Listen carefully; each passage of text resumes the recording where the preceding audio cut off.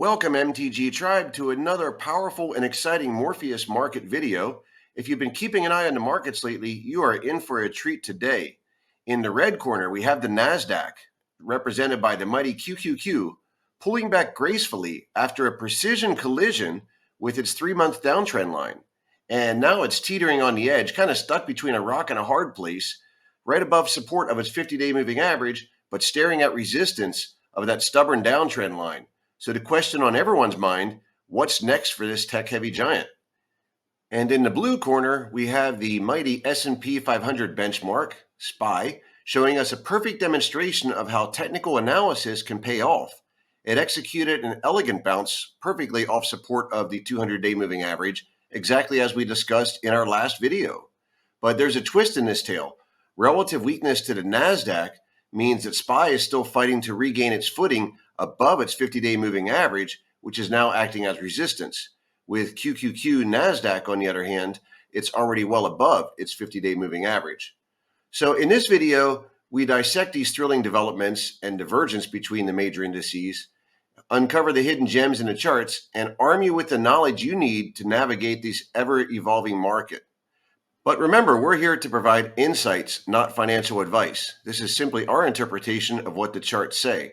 So grab your notepad, get comfortable, and let's dive into the world of trading. But first, don't forget to hit that like button and subscribe to ensure you don't miss out on another MTG video.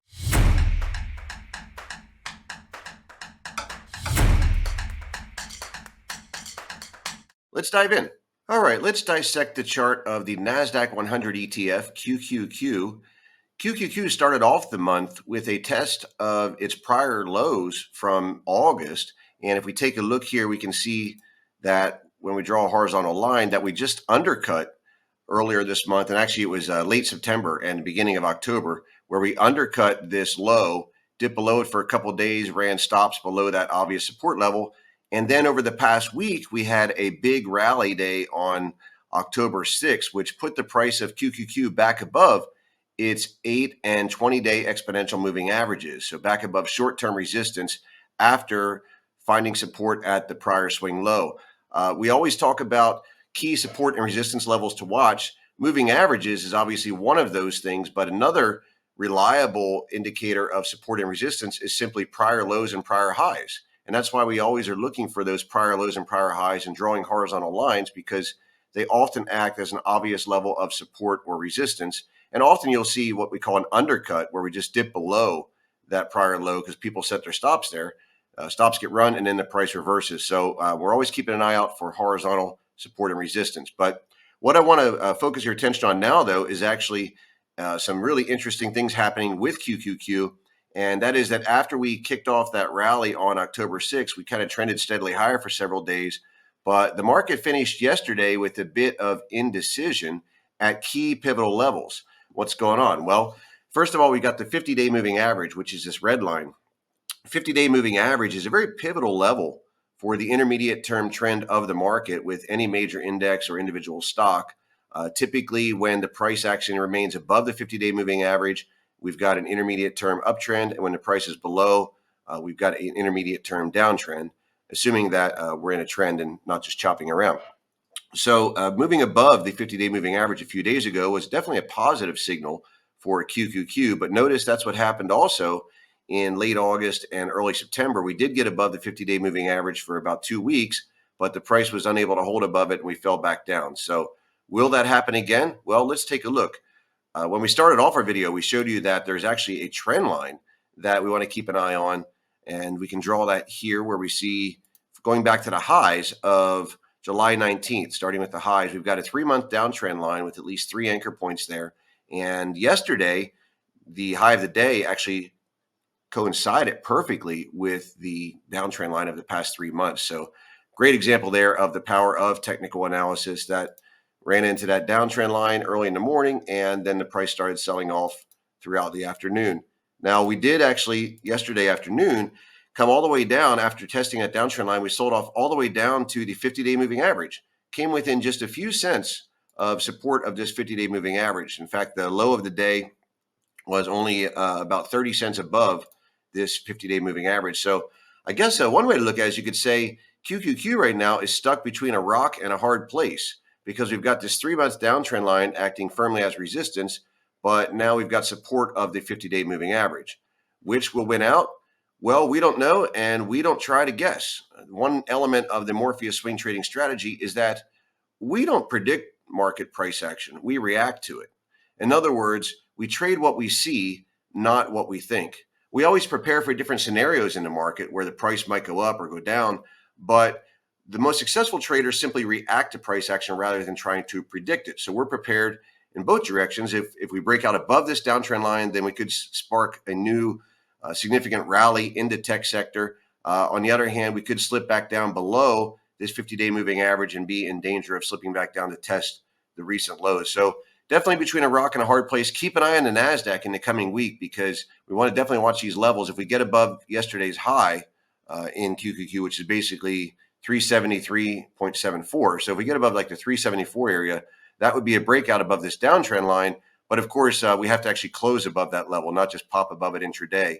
So if we close above that, especially if volume picks up, that would be a bullish sign. On the other hand, if we get a close convincingly below the 50-day moving average, notice here we've got the 10-day moving, or the 8-day exponential moving average converging with the 50-day, with the 20-day exponential moving average just below. So these three moving averages are significant support, but obviously it's pretty negative if we slip back below them, and that could lead to a swift test of the recent lows. Keep in mind that volume levels are important, and the more volume we get in a move in either direction, the more likely that move is to stick. Now let's take a look at the benchmark S&P 500 index, a more broader based indication of overall market health than the NASDAQ 100, which is primarily focused on tech stocks. So we see the S&P 500 is actually looking significantly different than the NASDAQ. In fact, over the past month or so, the S&P 500 has shown increasing relative weakness to the NASDAQ. And that becomes pretty apparent just by looking at the moving averages. Although SPY is above its 8 and 20-day exponential moving averages, notice that it's still below its 50-day moving average, whereas QQQ several days ago popped back above its 50-day moving average. So we're definitely seeing some lagging price action in SPY. And yesterday, after QQQ tested that 3-month downtrend line and sold off, SPY also sold off, but it came into support of its 8 and 20-day exponential moving averages. Notice how yesterday's low was just a few cents below that 10-day, but the moving averages did their thing. In technical analysis, acted as support, and the price closed right above the 20-day and the 10-day exponential moving averages. But we've got overhead resistance of the 50-day, which could become pretty significant. Even back in late August, when both QQQ and SPY popped above the 50-day moving average, you may recall that QQQ remained above its 50-day moving average longer than SPY. SPY only held above it a few days and then was unable to reclaim it. Another way to spot the relative weakness in SPY is to simply compare versus the prior lows. You remember when we looked at that QQQ chart, we showed you that it just barely undercut its prior lows from August, right? We only dipped below it slightly and then moved back above it. But SPY, on the other hand, sliced through below that prior lows from August and went well below it. In fact, it's been trading below that level for several weeks, and only just a couple of days ago moved back above that prior low from August. So this becomes much more apparent to see the relative weakness when you actually look at and compare the price action compared to the prior lows.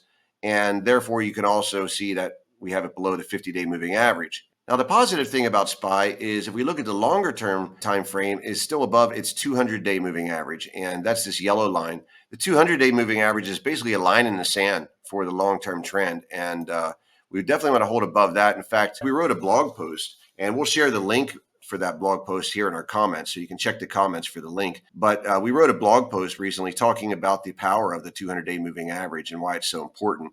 And you can see here, notice how SPY perfectly bounced right after nearing support of that 200-day moving average, which we've been talking about frequently over the past several months. So SPY is still holding above its 200-day moving average, but it is in danger because if it doesn't reclaim its 50-day moving average soon, then we could get a move back below the 8 and 20-day moving averages and a test of the 200-day. If we break below this 200-day moving average convincingly, then that could spark some major selling in the market that spreads to the NASDAQ as well. Of course, that's just one possible scenario. Anything can happen. And as we mentioned before, we trade what we see, not what we think. But it is definitely a scenario you want to be aware of. keep an eye on that 200-day moving average. Very, very crucial level in your trading right now. 420.83 is the level. So keep an eye on that 420 level. That is the 200-day moving average of SPY, and we definitely don't want to see the price move below that 200-day. Now we can also draw a downtrend line, just like NASDAQ had a downtrend line. SPY also has the same downtrend line, but look how far SPY is still below its downtrend line. Didn't even get close to testing it, whereas yesterday QQQ already tested it. So we've got not only the 50-day moving average acting as resistance overhead, but if we get above that, we still got to contend with this downtrend line. So situation is not looking so good here in the near term, near to intermediate term with SPY.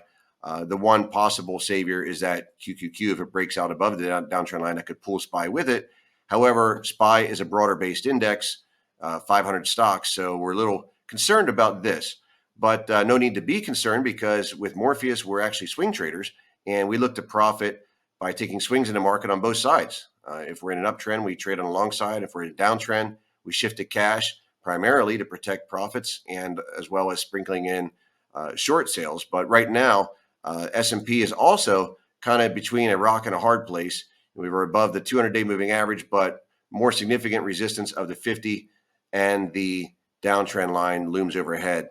So the levels to watch obviously are the 8 and 20-day exponential moving averages. Essentially, you could say yesterday's low. Yesterday's low was 431.23. So if we get below that, that's going to be a breakdown below these 8 and 20-day moving averages. If we get above the 50-day moving average, which is 440, then that would be obviously significant, but then we got to keep an eye on this downtrend line. So those are the levels you want to watch closely. And most importantly, the 200-day moving average is very, very pivotal. And again, check out our comments to learn more about how the 200-day moving average works with our blog post. In our last video, we highlighted the chart of IWM, which is the ETF for the Russell 2000 Small Cap Index.